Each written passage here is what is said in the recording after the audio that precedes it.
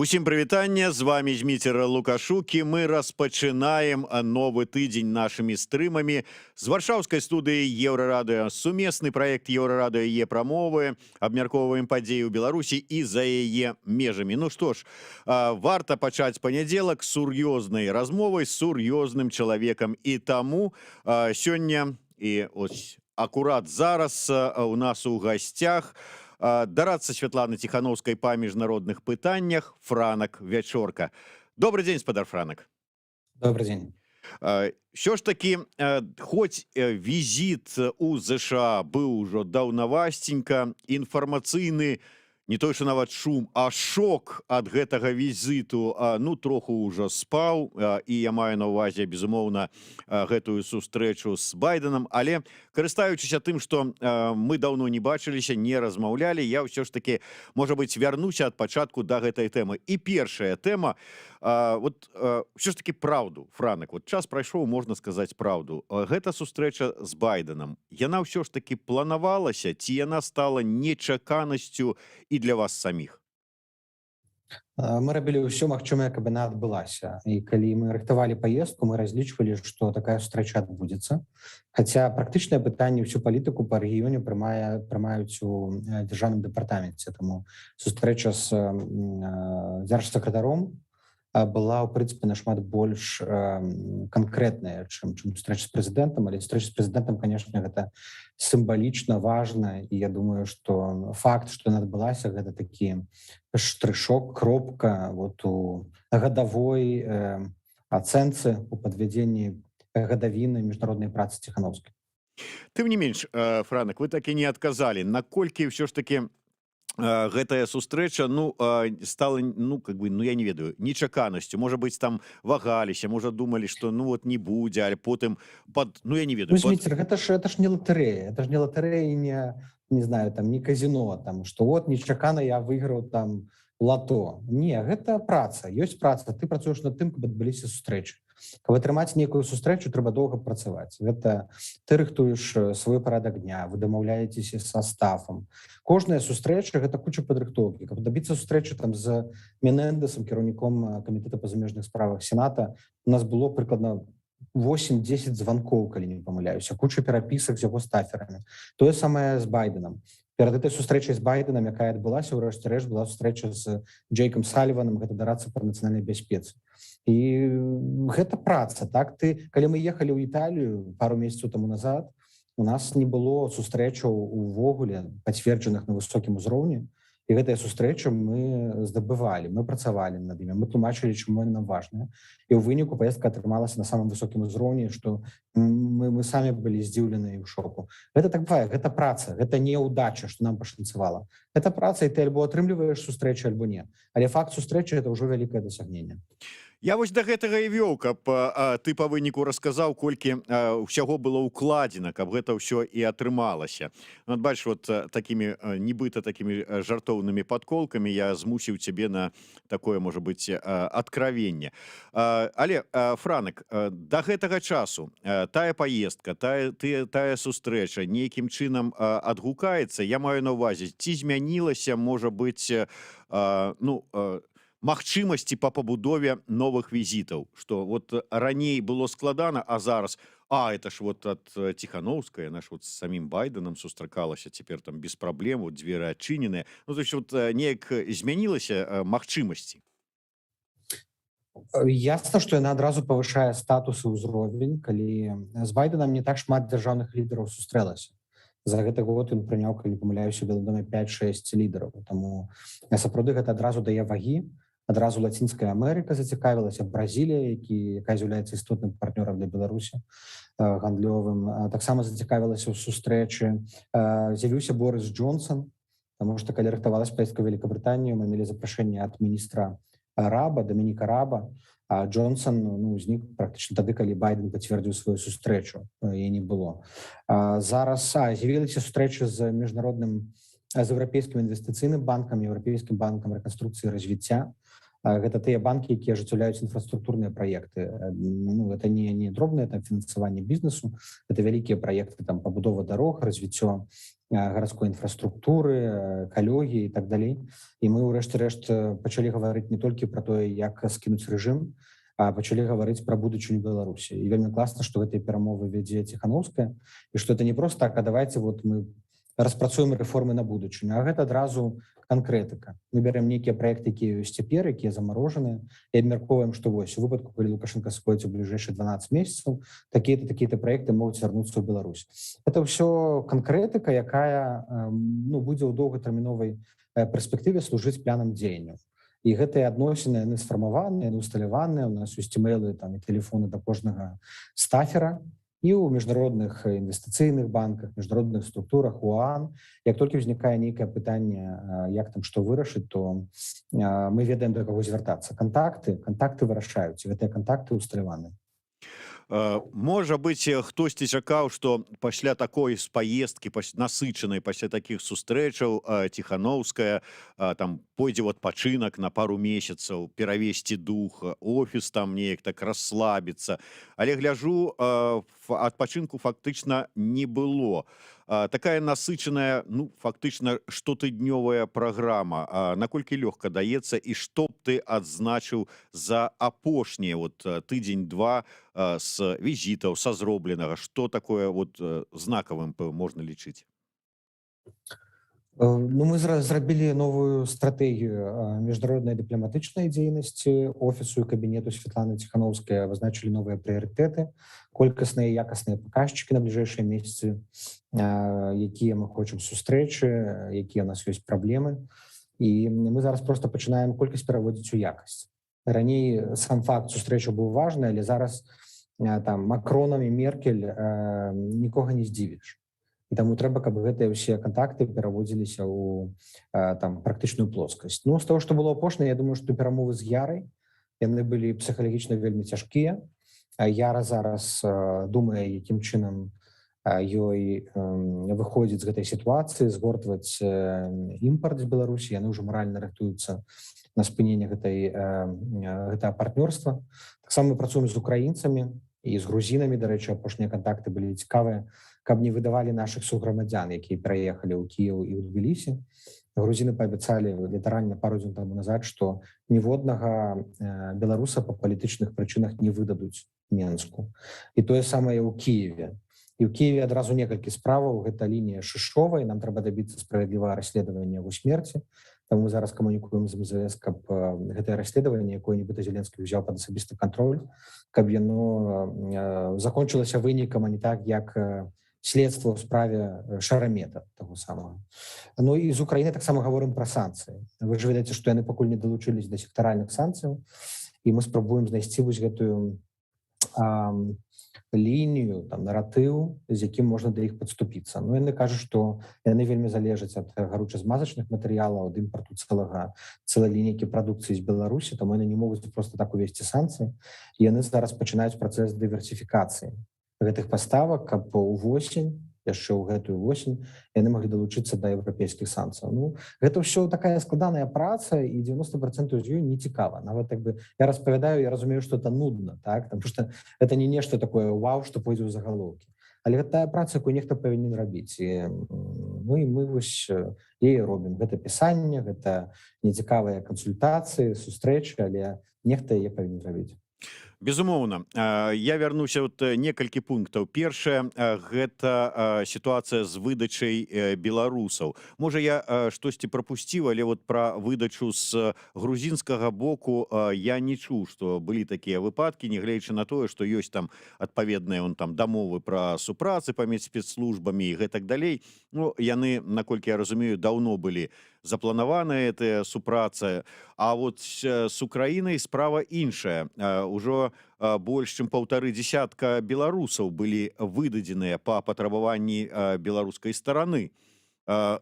Тут у гэтым накірунку ты сказаў, што працуем, але наколькі зрушылася гэтая справа? Мы задавалі гэтае пытанне, ці сярод тых, каго выдавалі украінцы сёлета, ці там ёсць палітычныя актывісты там і палітычныя вязні. Мы спрабуем дабіцца того, каб любыя запыты з Беларусі яны правяраліся і каб дакладна гэта не было, гэта не тычылася актывістаў, журналістаў, якія часова знайшлі прытулак па палітычных матывах. Такая супраца была заўжды. Але калі будзе выдадзены хоць адзін палітычны актывіст Беларусі, гэта адкрые скрынку Пандоры. І мы зараз спрабуем працаваць на апераджэнне, каб гэта не стала нормай. Зараз міністр замежных справаў Украіны Кулеба вельмі пільна да гэта ставіцца. І, ў прынцыпе, кожная беларуская падзея, яна атрымлівае ягоную там рэакцыю, каментар. Памятаеце, калі муж Цімановскай пераехаў у Кіеў, то міністр асабіста ўзяў гэту справу на кантроль, каб дапамагчы мужу і даць яму неабходную ахову і бяспеку. І яны, конечно, не могуць зараз дапільнаваць усіх беларусаў. В Украіне зараз дзесяткі беларускіх арганізацыяў адкрытыя. Ёсць некалькі новадыяспорных груп, ёсць традыцыйныя арганізацыі. Десяткі тысяч чалавек жывуць, пераехалі зараз у Кіеў, і таму кожнаму ты ахову не прыставіш, кожнага не абароніш. Але украінцы спрабуюць неяк сістэмна працаваць, сустракацца з дыяспорнымі арганізацыямі і нейкім чынам узаемадзейнічаць, каб мінімізаваць рызыкі. Ну і дакладна, ніякага жадання супрацоўнічаць з лукашэнкаўскім КГБ там няма, паверце мне. Ва ўкраіне ўсе выдатна разумеюць, што такое лукашызм, рэжым і ў якой сітуацыі мы апынуліся цяпер. Ну, ва ўкраіне разумеюць, гэта сапраўды, нягледзячы на тое, што некалькі гадоў таму яшчэ там украінцы казалі, што там Лукашенко не самы папулярны замежны палітык, але падзеі 20-го года ўсё памянялі. Але што ж вот так не зрушыцца з мёртвай кропкі магчымасць сустрэчы Ціхановскай і Зеленскага?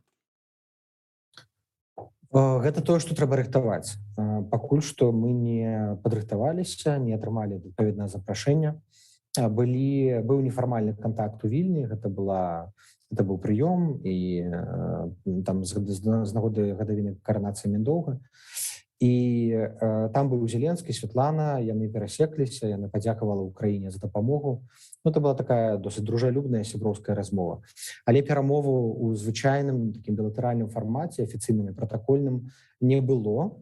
Мы выказвалі жаданне, каб такія перамовы адбыліся, але мы не хочам таксама тут ціснуць на іх. Вы разумееце, у палітыцы таксама трэба вельмі акуратна, потому што калі тут доўга навязвацца, што мы хочам сустрэцца, гэта не спрыяе добрым адносінам.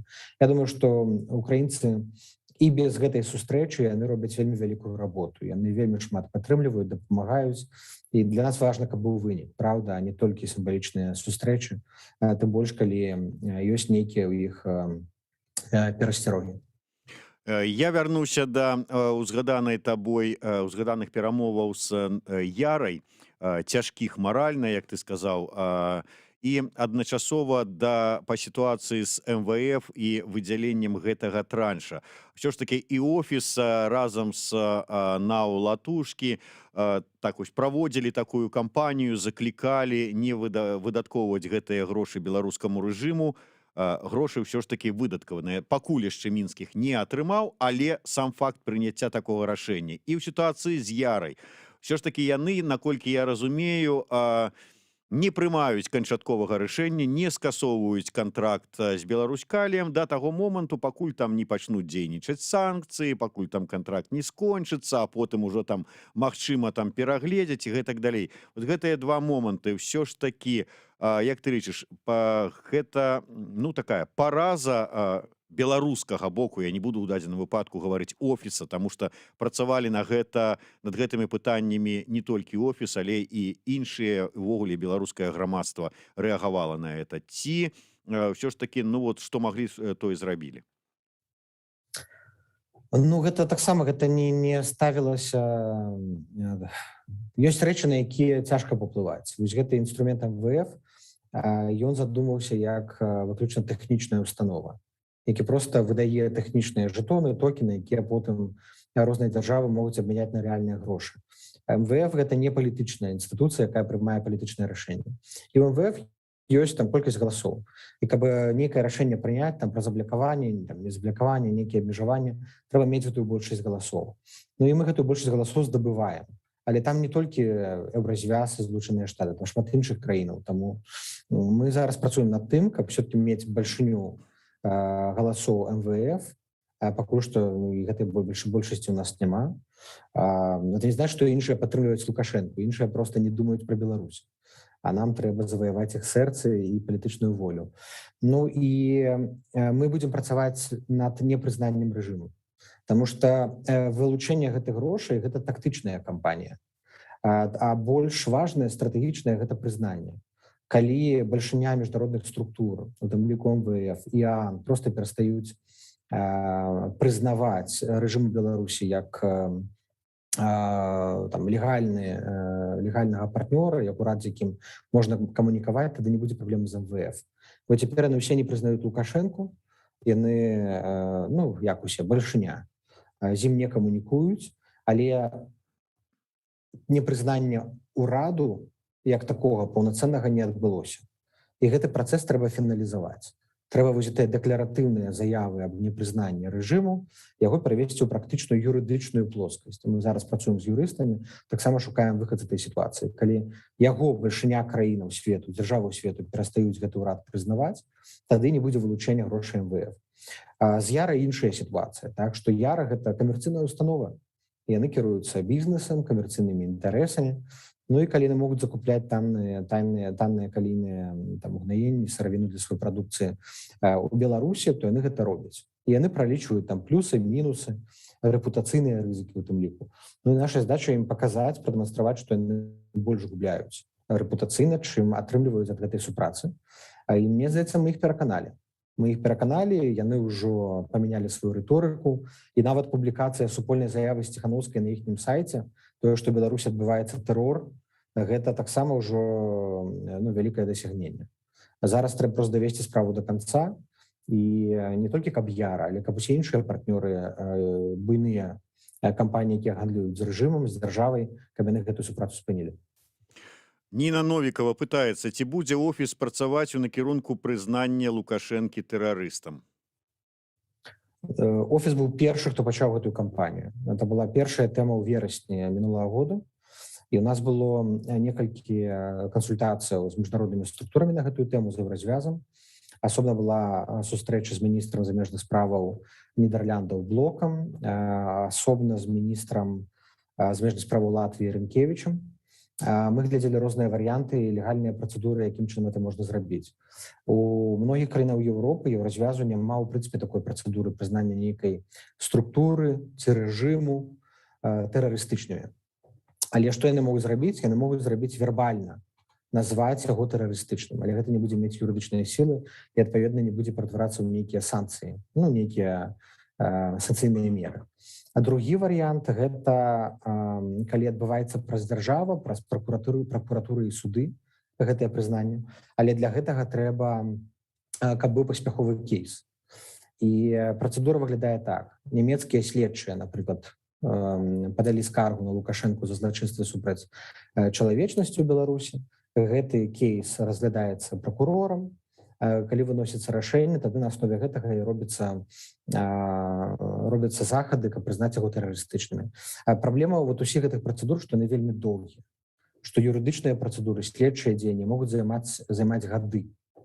І, канешне, эта працэдура запушчаная з розных бакоў цяпер, але я б не заклікаў чакаць гэта ў бліжэйшыя месяцы. Гэта можа заняць вельмі доўгі час, і я думаю, што да таго, як ён будзе прызнаны тэрарыстычным, мы ўжо з вами будзем жыць у свабоднай незалежнай Беларусі. Таму трэба гэту працэдуру запускаць на папераджэнне, але таксама не спадзявацца, тым больш яна праблем не вырашае. Дарэчы, Франак, вось цікавы момант. Раней яшчэ былі ў межах міжнароднай юрысдыкцыі запушчаныя некалькі прынятыя да разгляду некалькі спраў беларусаў і неяк вось гэтая справа заціхла. Як звярнулі ўвагу беларускія юрысты, такое адчуванне, што как-то паклалі на паліцу пракуроры як Літвы, так і Нямецчыны гэтыя справы, бо нікога не выклікаюць на допыты, там нікому лісты не дасылаюцца. Нейкім чынам, можа быць, офіс маніторыць гэтую сітуацыю? У нас недавно были консультации с министркой внутренних справ у Литве. Мы згадывали эту тему так само с былі размовы з суддзямі, прадстаўнікамі судоў, таксама тут у Літве. Тут ствараецца ў Літве хаб законнасці, міжнародны Justice Hub, які павінен будзе гэтыя ўсе справы у межах універсальнай юрысдыкцыі каардынаваць. Ужо ёсць група адвакатаў, якія пробона гатовыя працаваць з гэтымі справамі. Яно сапраўды ўсё запушчана, але яно рухаецца страшна павольна. І прычына то не хапае палітычнай волі. Я думаю, што калі была палітычная воля, яно бы ўсё было хутчэй. Але гэтыя следчыя ў некаторых краінах, там у Чэхіі, напрыклад, яны лічаць, што няма чэшскага інтарэсу ў гэтых справах. Ну так, гэтыя людзі, яны пацярпелі, яны прызнаюць, што ёсць факт злачынства супраць чалавечнасці, але паводле іхняга заканадаўства трэба, каб былі заканутыя інтарэсы Чэшскай Рэспублікі. Ну і вот юрысты зараз, напрыклад, знаходзяцца, там нашыя калегі з офіса Ціханаўскай у Празе, і яны якраз працуюць у гэтыя дні над справамі універсальнай юрысдыкцыі. Падобна, таксама мы працуем з скандынаўскімі краінамі, з Амерыкай, каб таксама распачаць такія міжнародныя следчыя дзеянні. У канцы верасня павінен быць прэзентаваны першы даклад ці першыя вынікі працы групы 3 экспертаў ААН. Памятаеце, Верховны камісар па правах чалавека Бачэле прызначыла 3 высокіх экспертаў з розных краінаў, якія павінны збіраць доказы злачынства ў рэжыму Лукашэнкі. І вось гэтая група сапраўды працуе. Спачатку яна мела праблему ў фінансаванні, гэтая група. І зараз, але праца працягваецца дагэтуль. І я думаю, што вот это першая справаздача, першая публікацыя, якую яны зробяць, яна і стане асновай для нейкага міжнароднага працэсуальнага дзеяння. Наша ж, канешне ж, ідэя, мэта – гэта міжнародны суд, міжнародны трыбунал, але для гэтага трэба падрыхтаваць адпаведную дакументацыю, павінна быць краіна, якая падае дакументы на міжнародны трыбунал. Роман Нехст так піша: добрый дзень, у спадара вячоркі скончыліся ілюзіі наконт перамоваў. Ну, я так разумею, перамоваў з рэжымам. Ну, можна было б гэты такі пытанне-каментар палічыць пэўным такім ёрнічаннем ці падколкай, ці там яшчэ чым-небудзь, але вось на фоне апошніх што з'яўляюцца розных меркаванняў, скажем так. Вось Зянон Станіславович Пазняк напісаў вялікі пост, у якім заклікае Захад спыніць санкцыі, бо яны б'юць па беларускім народзе, па-першае, па-другое, аддаюць Беларусь у рукі Масквы. Гучаць словы там ад іншых прадстаўнікоў дэмакратычных сіл ўсё ж такі пра неабходнасць нейкага дыялогу. Што ты, як ты ставішся да абодвух гэтых пытанняў: санкцыі як штуршок да страты незалежнасці і перамовы з рэжымам? Ну, першае пытанне пра перамовы. Усе палітычныя крызісы вырашаюцца праз перамовы. Адзіны выхад без перамоваў – гэта калі ёсць нейкая група людзей, якая ажыццяўляе палітычны ці вайсковы пераварот, бярэ рукі ў сваю ўладу і працягвае кіраваць краінай. Але ж гэта не тое, што мы з вами хочам, правда? Таму ўсё роўна нам спатрэбяцца перамовы, ўсё роўна спатрэбіцца дыялогавая пляцоўка. Ўсё роўна будуць там прадстаўнікі дэмакратычных сілаў і прадстаўнікі тых, хто зараз па бок рэжыму цяпер знаходзіцца. Таму няма альтэрнатывы перамовам. Гэта адзіны інструмент, які дапаможа выйсці з крызісу. Але перамовы павінны весці да нейкай мэты. Гэта не павінны быць перамовы дзеля перамоваў. Гэта павінны быць перамовы пра новыя выбары. Калі вы паглядзіце, як зараз адбываюцца перамовы пра Венесуэлу, так, там, дзе удзельнічаюць і Нарвегія, і Расія, і Калумбія, і шэраг іншых краінаў у ролі медыятараў, ну і, адпаведна, дэмакратычныя і праўрадавыя эліты ў Венесуэле. У іх таксама сітуацыя была вельмі складаная, таксама было шмат ахвяраў і шматлікія пратэсты, але зараз гэтыя перамовы сталі рэальнасцю. Хаця яшчэ год таму назад ніводзін з бакоў нават і уявіць не мог, што яны сядуць за адзін стол. Таму трэба быць гатовымі, што ў пэўны момант гэтай перамовы гэта застанецца адзіны выхад з сітуацыі. Трэба будзе дамаўляцца. Адзінае, што саступаць мы не будзем пра два пункты ні ў якім разе. Гэта што ўсе павінны быць вызваленыя, рэабілітаваныя, і другое, што перамовы павінны быць пра новыя выбары. не рэферэндум канстытуцыйны, не мясцовыя выбары, не нейкія там ілюзіі імітацыі рэформаў, а новыя прэзідэнцкія выбары. Гэта што да перамоваў. Так, а што да санкцыяў, то санкцыі не вырашаюць іх праблему. Так, але санкцыі яны вельмі моцна ізалююць рэжым, яны расколваюць эліты, яны ствараюць дынаміку ўнутры сістэмы. Інтарэсы многіх, хто быў пры кармушцы, зараз пад уплывам санкцыяў закранутыя, і яны адчуваюць сябе вельмі няпэўнена. Гэты кантракт паміж рэжымам і гэтымі людзьмі, кашалькамі, ён парушаны. І людзі разумеюць, што віной гэтаму рэжым. Санкцыі б'юць не толькі па Беларусі, яны б'юць таксама і па інтарэсах тых, хто ў Беларусі працуе, у тым ліку Расіі і расійскіх алігархах. Таму казаць, што там санкцыі зацікаўленая Расія, гэта не зусім так. Гэтыя санкцыі б'юць у тым ліку па расійскіх грашах, расійскіх інтарэсах у Беларусі. А тым больш мы ведаем, што заходнія краіны накладаюць паралельна санкцыі і на Расію. Але, на жаль, санкцыі не дапамагаюць будаваць новую Беларусь. Санкцыі сапраўды зацягваюць у нейкай ступені працэс пераменаў пры ўмове, калі гэтыя санкцыі недастаткова моцныя. І вось цягам апошніх месяцаў мы пачалі тлумачыць еўрапейцам, што калі вы хочаце, каб санкцыі працавалі і каб перамены наступалі, каб яны рэальна былі эфектыўныя, санкцыі павінны быць усе абдымнымі. Без гэтых дурацкіх лазеек, якія вы пакінулі у некалькіх сектарах эканомікі.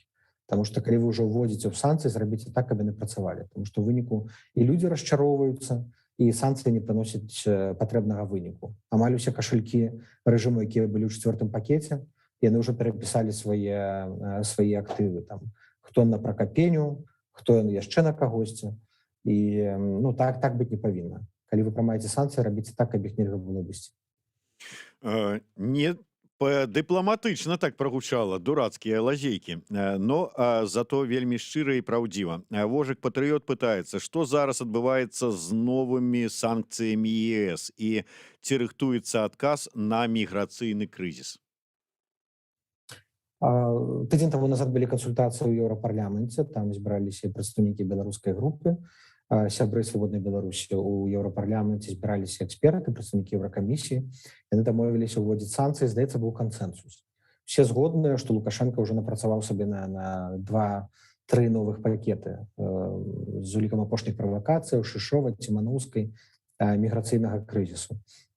Але якімі будуць санкцыі, будзе залежыць ад міністраў. І бывае так, што ўсе збіраюцца эксперты разам. Яны ўсе, гэта зараз у віртуальным фармаце адбываецца. Спачатку на ўзроўні экспертаў Міністэрства замежных справаў, потым гэта намеснікі міністраў ці міністры, і толькі потым ідзе галасаванне па прыняцці гэтых санкцыяў. Дык вось, усе краіны кладуць на стол прапановы асобаў, фірмаў, якія павінны быць дададзены да санкцыйнага спісу. І потым усе краіны Еўразвязу павінны пацвердзіць гэты спіс. Як правіла, на этапе кансультацыяў многія з імёнаў выключаюць адтуль. І мы спадзяемся, што таксама на бліжэйшай радзе замежных адносінаў яны таксама і абмяркуюць закрыццё лазеек. Гэта значыць, нас чакаюць імёны вінаватых у міграцыйным крызісе, сілавікі, это прадстаўнікі сілавых структур і арміі, пракуроры і суддзі, прапагандысты, вінаватыя ў кейсах Ціманаўскай, хутчэй за ўсё, некалькі кашалькоў рэжыма, якія не патрапілі, плюс удакладненне сектаральных санкцыяў. Гэта тое, што на парадку дня стаіць. І ўсё гэта вельмі моцна б'е, вельмі балюча б'е па Лукашенку. Калі ён кажа, што нас не хвалююць санкцыі, настолькі ўмацоўваюць, гэта бздура, гэта неправда. Санкцыі вельмі балюча б'юць і вельмі вельмі непрыемныя нават не толькі для Лукашэнкі, а тых, хто на працягу многіх гадоў яго падтрымліваў. Я вось чытаю справаздачу, зробленая офісам на мінулым тыдні, і сярод іншага. На стратэгічным форуме ў Славеніі Ціханаўская заклікала ЕС запрасіць прадстаўнікоў дэмакратычных сіл Беларусі на саміт усходняга партнёрства і перанакіраваць праграмы супрацоўніцтва на няўрадавыя арганізацыі. Два пытання. Калі Беларусь афіцыйна выйшла з усходняга партнёрства, у якім фармаце бачыцца удзел прадстаўнікоў дэмакратычных сіл у гэтым саміце, і неўрадавыя арганізацыі на фоне тых рэпрэсій, якія адбываюцца ў дачыненні да неўрадавых арганізацый у Беларусі, як каму перанакіроўваць? Яшчэ раскажу вам такі сакрэт, што афіцыйна Беларусь не выходзіла з усходняга партнёрства. І за ўсімі гэтымі гучнымі заявамі Лукашэнкі, Макея і ўсіх астатніх звычайна нічого не хаваецца, нічога не робіць. Это ўсё гучныя заявы, мы выходзім, мы прыпыняем і так далей. А ўціхую яны будуюць кантакты і кажуць: ну гэта ж мы для публікі так кажам, мы ж з вами, мы хочам сябраваць, мы хочам камунікаваць, толькі вот давайте напрямую без дэмакратычных сілаў.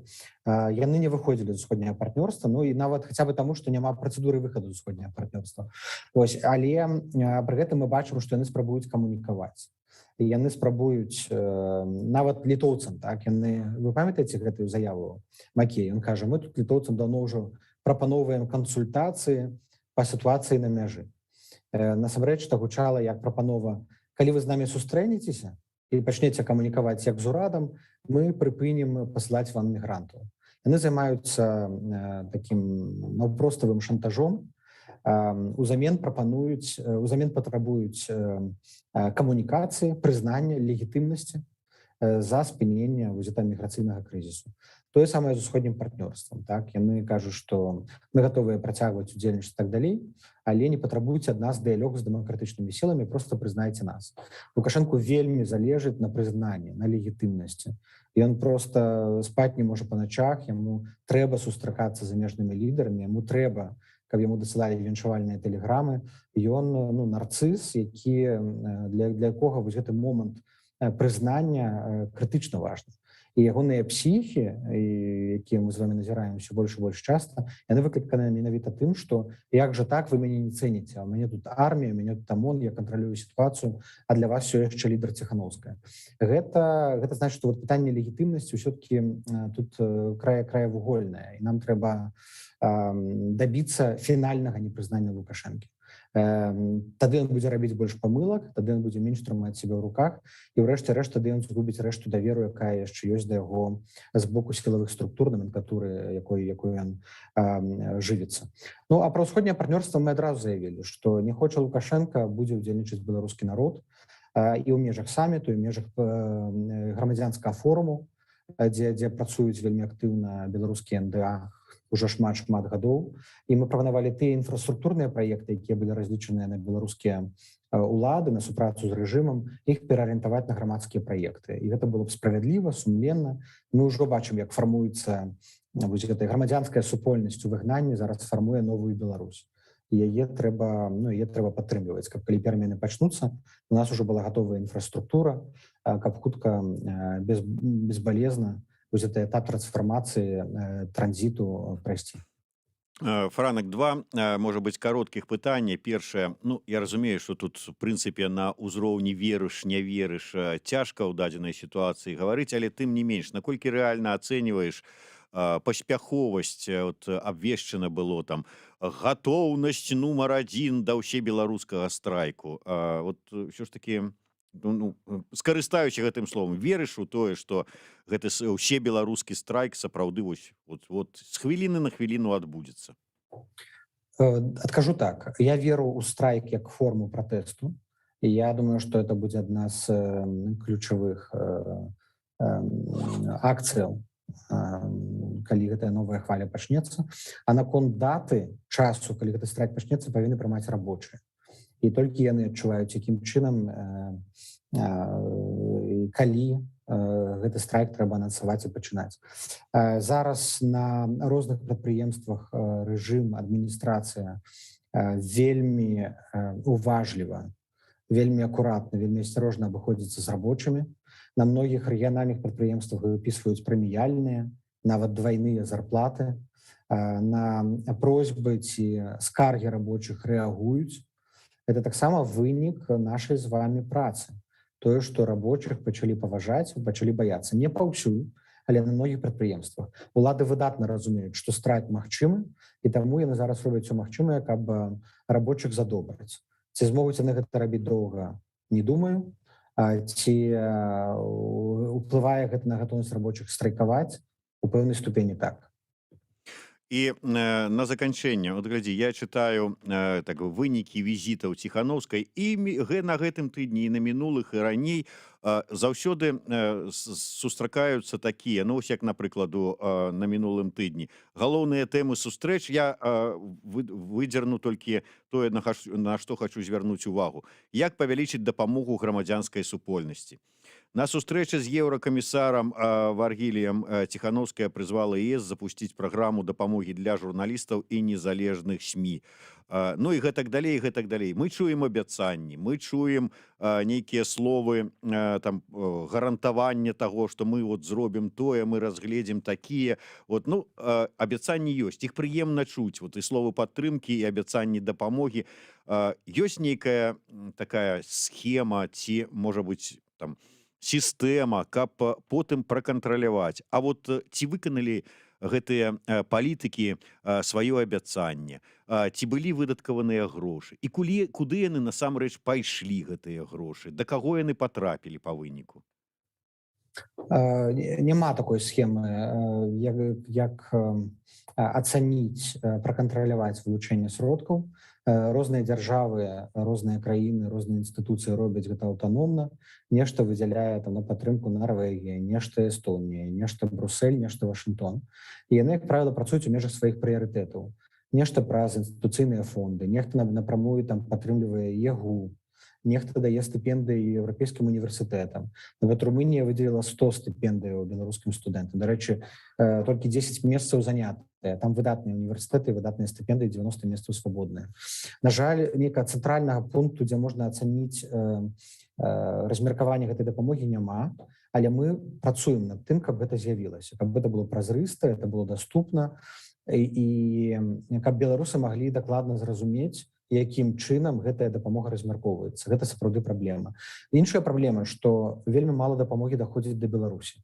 Зараз, калі Лукашенко перакрыў межы, многія арганізацыі знаходзяцца ў выгнанні.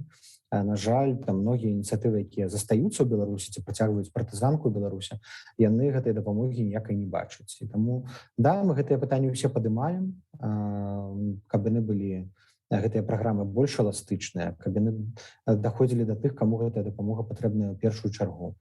Працуем, але гэта таксама бюракратыя. Я скажу, што еўрапейская бюракратыя аказалася, магчыма, не гатовая да той сітуацыі, у якой апынулася Беларусь цяпер.